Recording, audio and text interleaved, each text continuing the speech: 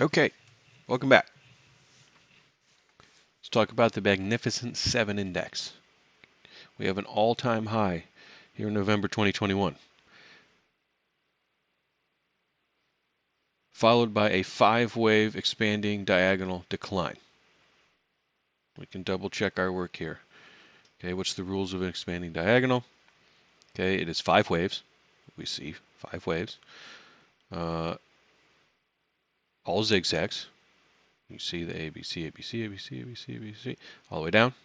Okay, and that each motive wave or actionary wave, okay, 1, 3, and 5, gets progressively longer.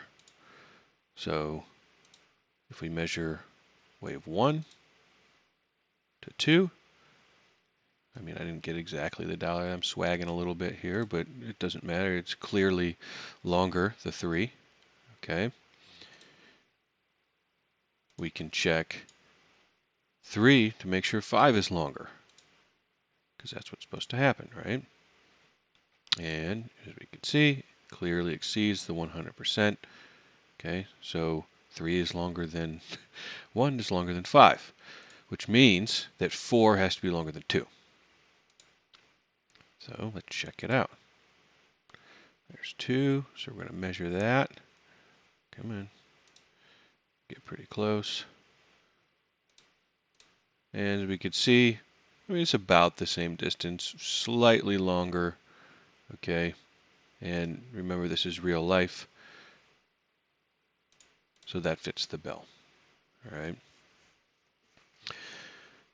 Five-wave decline, followed by a three-wave bear market rally. Zigzag. You can clearly see the subwaves of the C wave. Okay, now some might say that they would count this differently, and that's okay, you can. But if I see five waves, you have to prove to me that it's not. All right. We have not broken the high. Have not broken it. These are the only 7 stocks: Alphabet, Amazon, Apple, Meta, Microsoft, Nvidia, Tesla. The only 7 stocks that are propping up the entire market.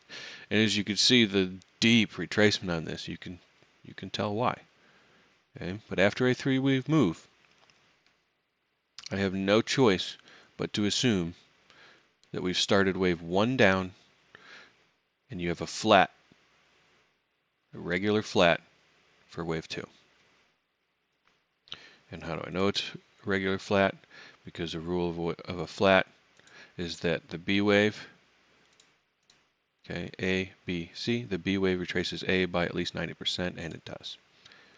The C wave ends right about the start of A. I'm sorry, right about the end of A, and it does. So from this point forward, what I'm looking for to confirm that is for this low to break right here. I want to confirm that by seeing this break. If that breaks, now that is confirmed as a flat, and we got a 1-2. And this should start to accelerate, okay? Should start to accelerate downward and eventually break not only this low, but keep going and come down into this range here.